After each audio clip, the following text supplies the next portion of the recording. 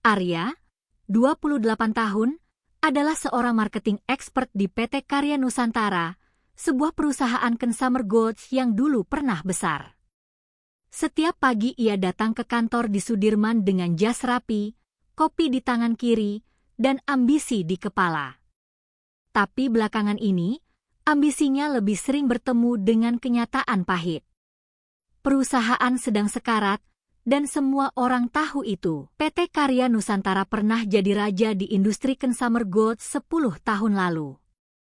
Produk mereka ada di setiap supermarket, iklan mereka di setiap TV.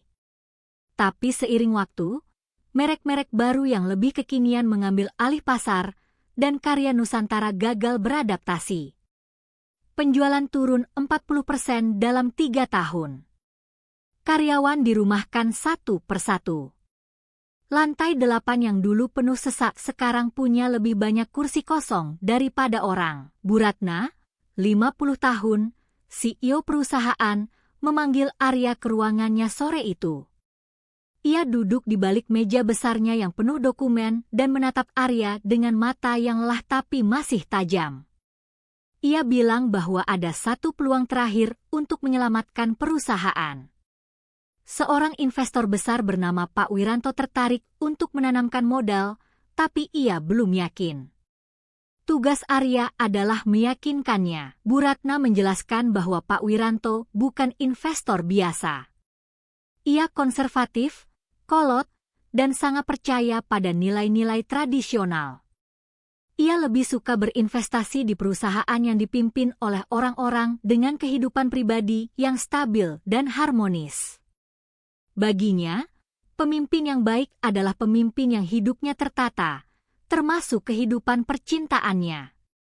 Arya mendengar itu dan langsung menelan ludah, karena kehidupan percintaannya adalah bencana. Arya keluar dari ruangan Bu Ratna dan langsung menghubungi Dimas, sahabatnya sejak kuliah yang juga bekerja di divisi kreatif. Mereka ketemu di kafe dekat kantor dan Arya menceritakan situasinya. Dimas, 29 tahun, dengan gaya santainya yang khas, langsung bilang bahwa solusinya gampang, tinggal pura-pura punya pacar. Arya menatapnya seperti menatap orang gila. Tapi Dimas tidak sedang bercanda. 2 hari kemudian, Bu Ratna menelepon Arya dan memberikan satu informasi tambahan yang membuat perutnya mulas. Untuk memperkuat strategi rebranding perusahaan, Bu Ratna sudah merekrut konsultan branding dari luar. Konsultan itu akan bekerja bersama Arya untuk menyusun presentasi ke Pak Wiranto. Namanya Nisa Anindya. Arya merasa dunia berhenti berputar selama 3 detik. Nisa, mantan pacarnya, yang sudah putus 2 tahun lalu. Arya dan Nisa putus 2 tahun lalu. Bukan karena tidak saling cinta, tapi karena mereka terlalu mirip, sama-sama ambisius, sama-sama keras kepala, dan sama-sama tidak mau mengalah. Pertengkaran terakhir mereka terjadi di restoran saat makan malam ulang tahun Nisa. Arya bilang karir lebih penting, Nisa bilang hubungan lebih penting, dan keduanya pergi ke arah yang berlawanan tanpa menoleh. Sejak saat itu, mereka tidak pernah bicara lagi. Senin pagi, Arya duduk di ruang meeting menunggu Nisa datang. Jantungnya berdegup lebih kencang dari biasanya dan ia membenci dirinya sendiri karena itu. Ia sudah 2 tahun tidak melihat Nisa. 2 tahun tanpa kontak, tanpa stalking media sosial, tanpa mengirim pesan selamat ulang tahun. Lalu pintu ruang meeting terbuka, dan Nisa berdiri di sana. 2 tahun tidak mengubah apapun. Dia masih secantik yang Arya ingat. Pertemuan pertama mereka berlangsung kaku. Nisa duduk di ujung meja yang berlawanan dari Arya, sejauh mungkin tanpa terlihat aneh. Mereka membahas strategi rebranding dengan profesional, setiap kalimat terukur, setiap kontak mata dihindari. Bu Ratna yang ikut rapat tidak menyadari apapun. Tapi Dimas yang mengintip dari balik kaca ruang meeting langsung tahu bahwa ada sesuatu di antara mereka. Energinya terlalu tegang untuk 2 orang yang katanya tidak saling kenal. Setelah rapat, Arya dan Nisa berpapasan di lorong. Mereka berhenti. Nisa bicara duluan, singkat dan profesional. Ia bilang bahwa apapun yang terjadi di masa lalu, ini adalah pekerjaan dan mereka harus profesional. Arya mengangguk dan bilang ia setuju. Mereka berjabat tangan seperti dua orang asing. Tapi saat tangan mereka bersentuhan, keduanya tahu bahwa tidak ada yang asing di sentuhan itu. 2 tahun tidak cukup lama untuk menghapus memori kulit. Seminggu bekerja bersama, Arya dan Nisa menemukan ritme profesional mereka. Nisa memang brilian, Arya harus mengakui itu.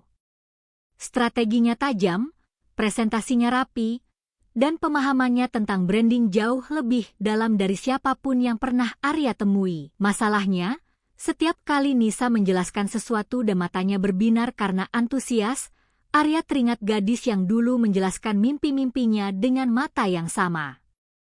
Bu Ratna mengundang Arya dan Nisa ke makan malam informal dengan Pak Wiranto minggu depan.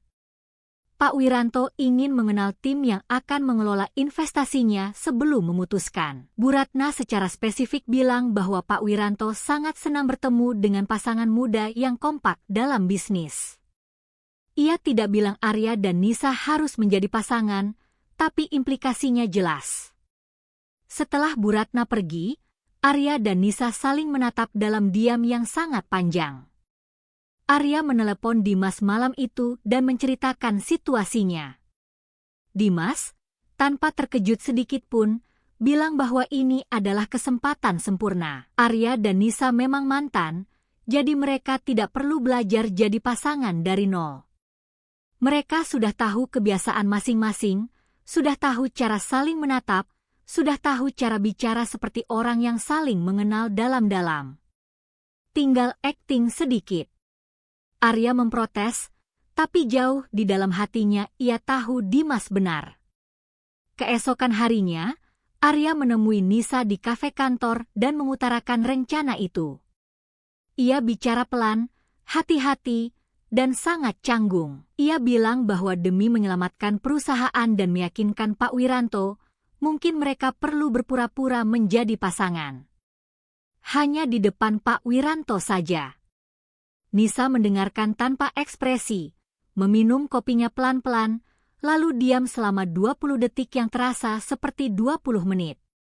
Akhirnya ia bilang, "Oke, tapi cuma akting." Mereka membuat aturan. Pertama, akting hanya di depan Pak Wiranto dan acara resmi. Kedua, tidak ada kontak fisik yang berlebihan, cukup bergandengan tangan dan sesekali saling senyum. Ketiga, setelah investasi selesai, sandiwara berakhir dan mereka kembali menjadi rekan kerja biasa. Arya menulis aturan-aturan itu di notes ponselnya sementara Nisa mendiktasinya. Rasanya seperti menyusun kontrak bisnis yang paling aneh di dunia. Makan malam dengan Pak Wiranto dijadwalkan hari Jumat di restoran mewah di Menteng. 3 hari sebelumnya, Arya dan Nisa memutuskan untuk latihan. Mereka pergi ke kafe setelah jam kantor dan berpura-pura menjadi pasangan. Hasilnya buruk. Saat Arya mencoba merangkul pundak Nisa, tangannya kaku seperti robot. Saat Nisa mencoba bersandar di bahu Arya, ia malah menjauh secara refleks. Dimas yang menemani sebagai penonton langsung menepuk jidatnya. Latihan kedua sedikit lebih baik. Arya berhasil menaruh tangannya di pinggang Nisa tanpa terlihat seperti manekin. Nisa berhasil tertawa saat Arya bicara tanpa terdengar seperti dipaksa. Mereka bahkan berhasil makan malam bersama tanpa keheningan yang terlalu panjang. Tapi setiap kali tangan mereka bersentuhan secara tidak sengaja, keduanya langsung menariknya seperti terkena setrum. Bukan karena jijik, justru sebaliknya, dan itu yang membuat mereka takut. Hari Jumat tiba. Arya menjemput Nisa di apartemennya dan untuk pertama kalinya melihatnya berpakaian formal untuk acara makan malam. Gaun hitam sederhana, rambut digerai, makeup natural. Ia terlihat seperti Nisa yang dulu pernah ia ajak ke pesta kantor pertama mereka, 3 tahun lalu, saat semuanya masih utuh. Arya menelan ludah, membuka pintu mobil untuknya, dan berkata dalam hati, ini cuma akting, ini cuma akting. Di restoran, Pak Wiranto sudah menunggu bersama Bu Ratna. Pak Wiranto, 58 tahun, berpakaian mahal dan duduk tegak seperti perwira militer. Saat Arya dan Nisa datang bergandengan tangan, Pak Wiranto berdiri dan menyambut mereka dengan senyum kecil yang jarang. Ia menatap tangan mereka yang bertautan dan mengangguk. Kesan pertama, berhasil. Tapi makan malam baru dimulai, dan ujian sebenarnya belum datang. Makan malam berlangsung 2 jam. Pak Wiranto bertanya banyak, bukan hanya tentang bisnis, tapi tentang kehidupan pribadi mereka. Berapa lama kalian bersama? Arya menjawab 3 tahun dengan lancar. Karena secara teknis itu benar, mereka memang pernah bersama 3 tahun, hanya saja 2 tahun terakhir tidak termasuk. Nisa menambahkan detail kecil yang membuat cerita mereka terasa nyata. Cara Arya selalu lupa mematikan lampu dapur, cara Nisa selalu membeli kopi 2 cangkir meski tahu Arya lebih suka teh di pagi hari. Detail itu bukan karangan. Itu memori asli yang dikemas ulang sebagai sandiwara. Makan malam berakhir sukses. Pak Wiranto bersalaman hangat dengan Arya dan mencium tangan Nisa saat berpisah, tanda bahwa ia terkesan. Di dalam mobil pulang, Arya dan Nisa duduk dalam diam yang berbeda dari biasanya. Bukan diam yang canggung, tapi diam yang penuh. Mereka baru saja menghabiskan 2 jam berpura-pura jadi pasangan, dan bagian yang menakutkan adalah betapa mudahnya. Betapa alaminya.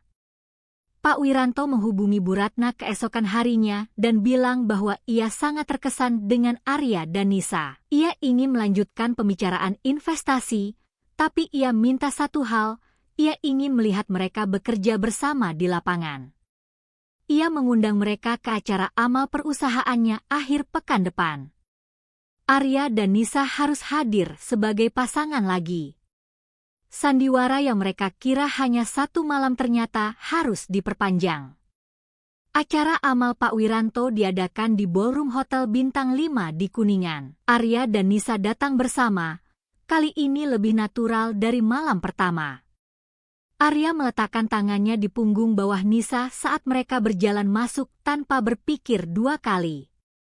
Nisa menyandarkan kepalanya sebentar di bahunya saat mereka berdiri menunggu, dan baru sadar apa yang ia lakukan setelah 3 detik.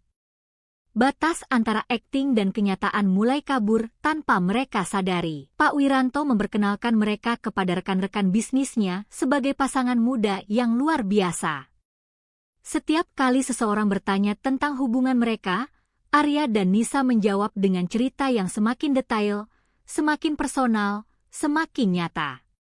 Nisa menceritakan bagaimana Arya pernah membuatkannya sarapan di hari ulang tahunnya meskipun ia tidak bisa masak. Arya menceritakan bagaimana Nisa pernah menunggunya di kantor sampai jam 11 malam hanya karena tidak mau pulang sendirian.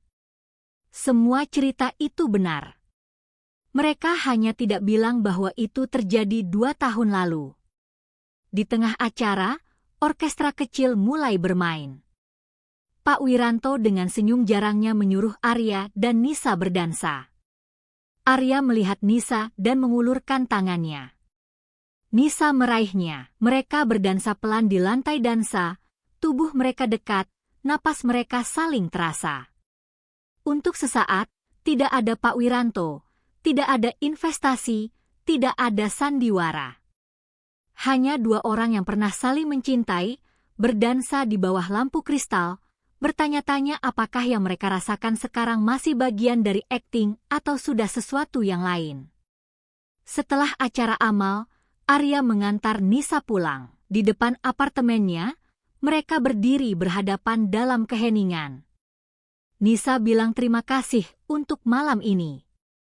Arya bilang terima kasih juga. Lalu ada jeda yang terlalu lama, jeda yang di film-film biasanya diisi dengan ciuman. Tapi ini bukan film. Nisa mundur selangkah, bilang selamat malam, dan masuk ke dalam. Arya berdiri di tempat itu selama 2 menit sebelum akhirnya berbalik ke mobilnya. Arya tidak bisa tidur malam itu. Ia berbaring di kasurnya dan memutar ulang setiap momen malam ini di kepalanya. Cara Nisa tertawa, cara rambutnya jatuh di bahunya saat berdansa, cara matanya menatapnya sebelum bilang selamat malam.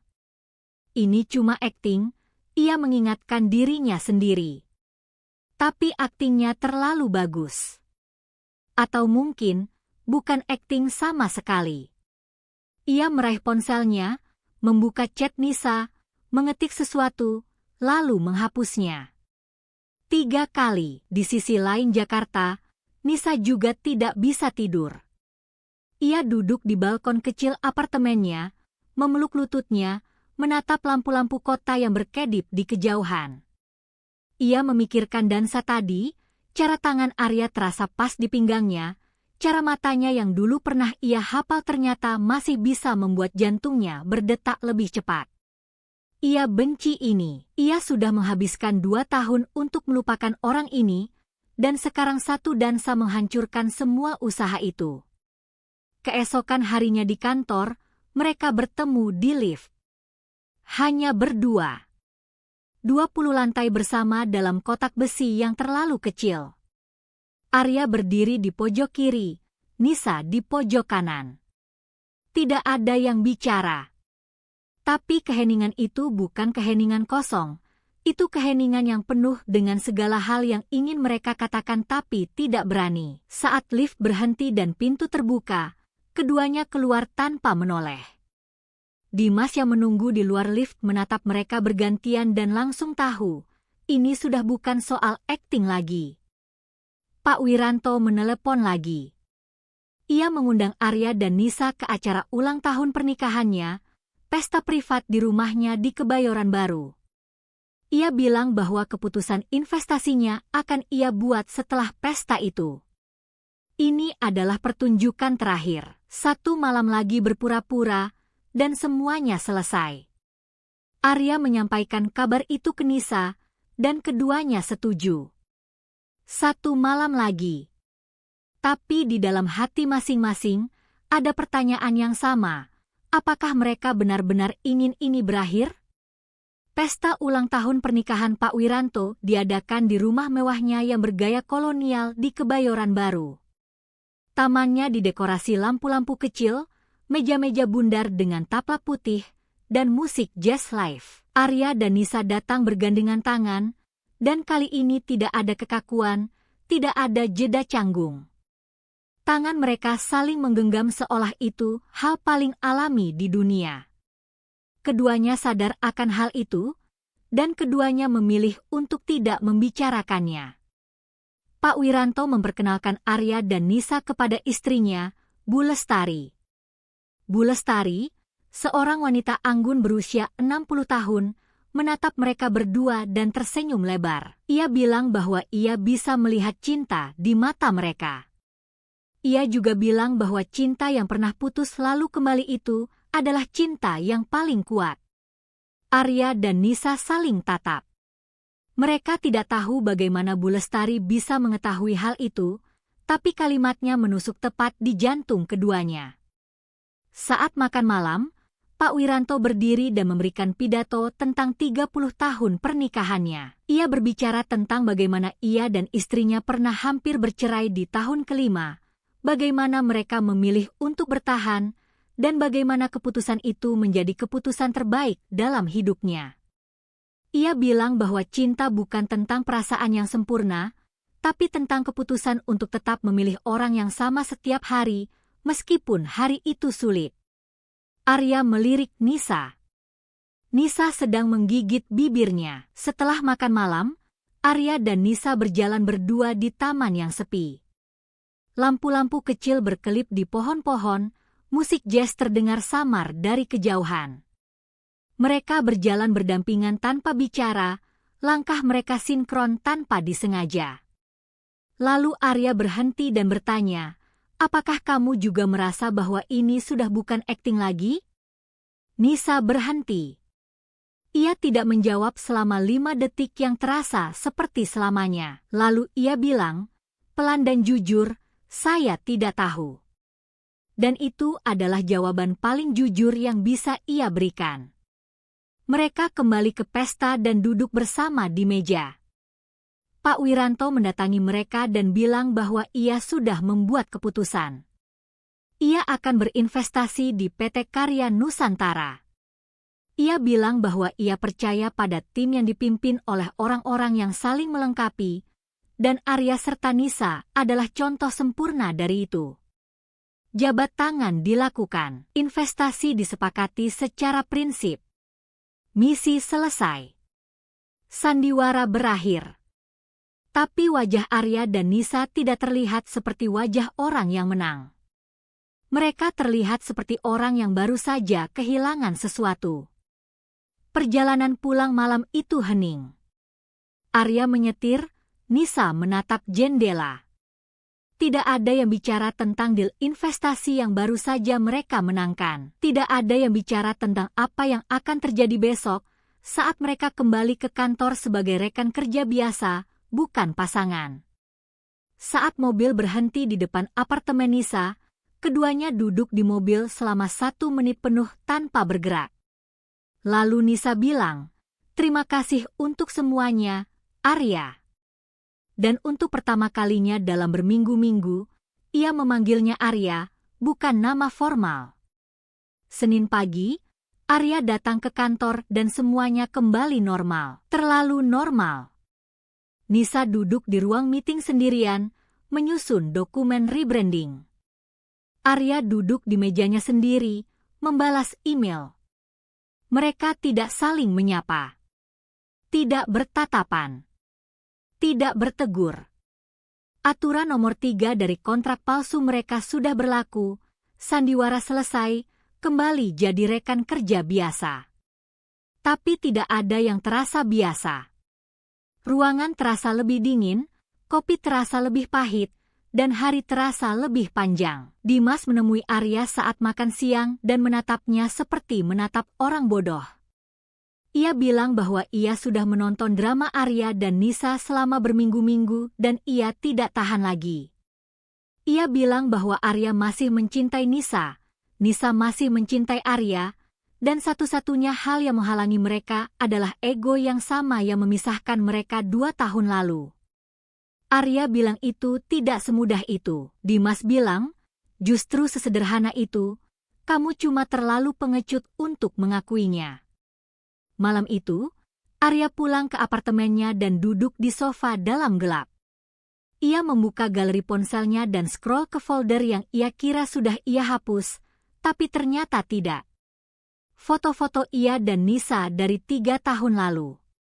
Di Pantai Anyer, di kafe favorit mereka di Kemang, di atap kantor saat matahari terbenam. Di setiap foto, mereka tertawa. Di setiap foto, tangan mereka bertautan. Seperti di pesta Pak Wiranto. Persis seperti itu. Arya menyadari bahwa tidak ada yang berubah.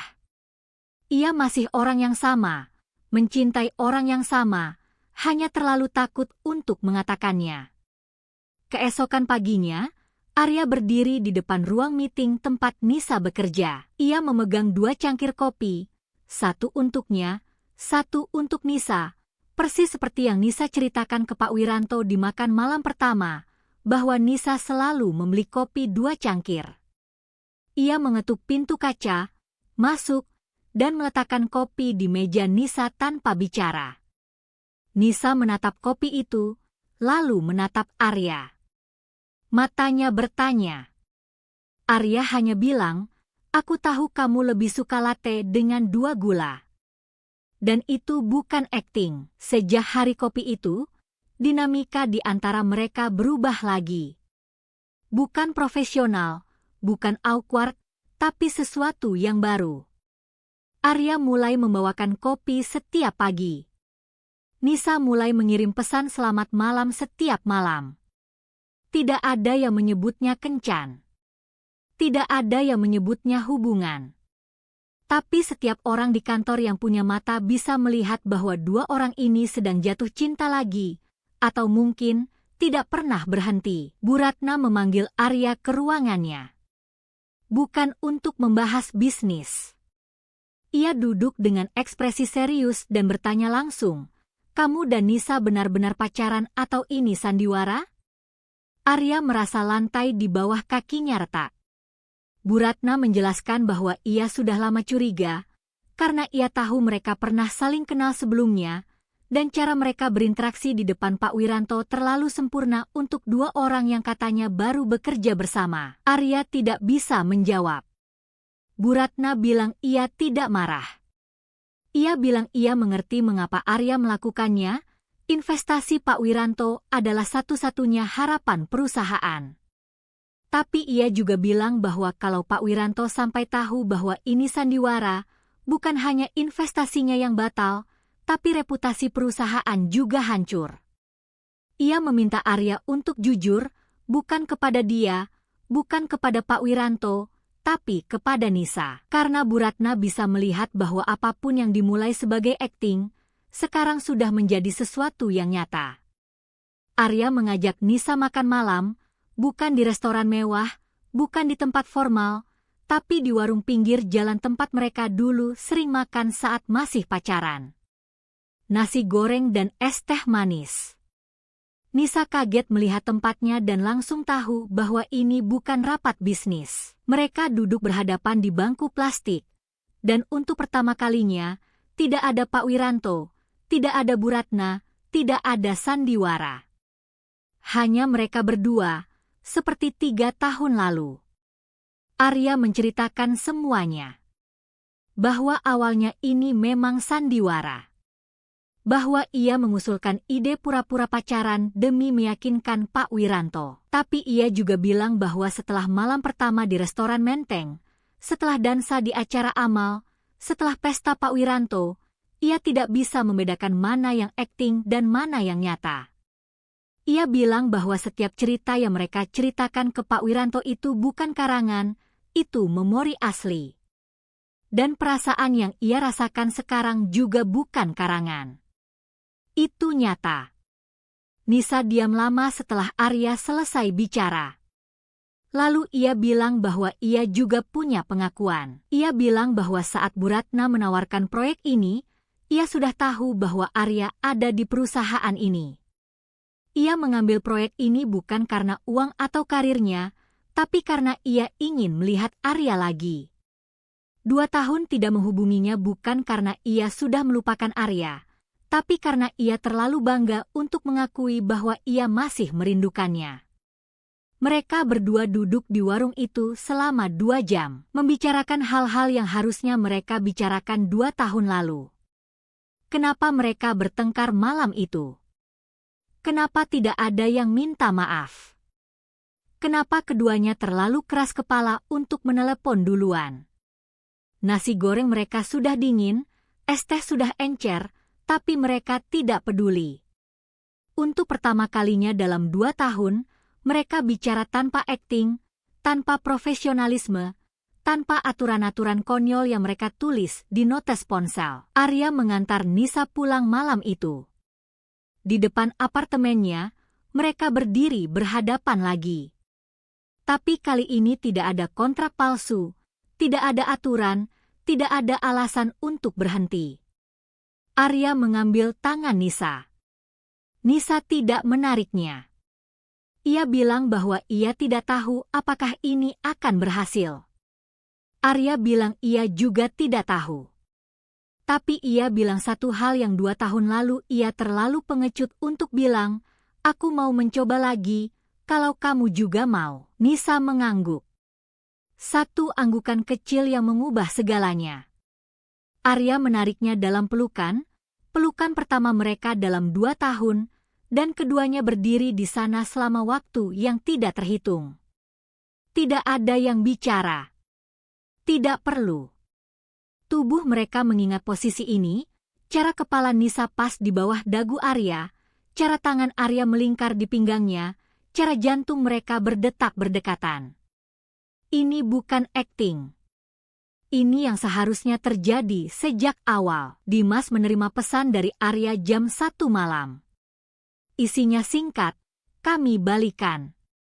Dimas, yang sedang rebahan menonton Netflix, langsung loncat dari sofa dan membalas dengan 17 emoji dan satu kalimat, "Akhirnya, bego."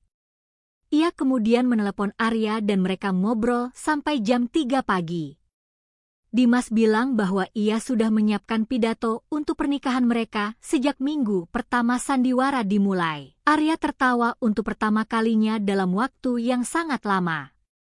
Arya dan Nisa kembali ke kantor sebagai pasangan yang nyata. Tapi kali ini, tidak ada akting. Arya membawakan kopi setiap pagi bukan karena skenario, tapi karena ia ingin melihat senyum Nisa saat menerimanya. Nisa duduk di sebelah Arya saat rapat bukan karena strategi, tapi karena ia merasa tenang di dekatnya. Dimas mengamati mereka dari kejauhan dan bergumam, "Persis sama, tapi beda." Dan dia benar. Sekarang, semuanya nyata. Tapi ada satu hal yang mengganjal di pikiran Arya. Pak Wiranto. Investasi sudah berjalan, dokumen sudah ditandatangani, tapi fondasinya dibangun di atas kebohongan. Arya tidak bisa tidur memikirkan ini. Ia berdiskusi dengan Nisa, dan keduanya setuju bahwa mereka harus jujur kepada Pak Wiranto. Apapun konsekuensinya, karena hubungan mereka yang baru ini tidak boleh dimulai dengan kebohongan yang belum diselesaikan. Arya meminta pertemuan pribadi dengan Pak Wiranto. Mereka bertemu di kafe di lobi hotel tempat Pak Wiranto menginap. Arya datang sendirian, tanpa Nisa, tanpa Bu Ratna. Ia duduk di depan Pak Wiranto dan menceritakan semuanya dari awal.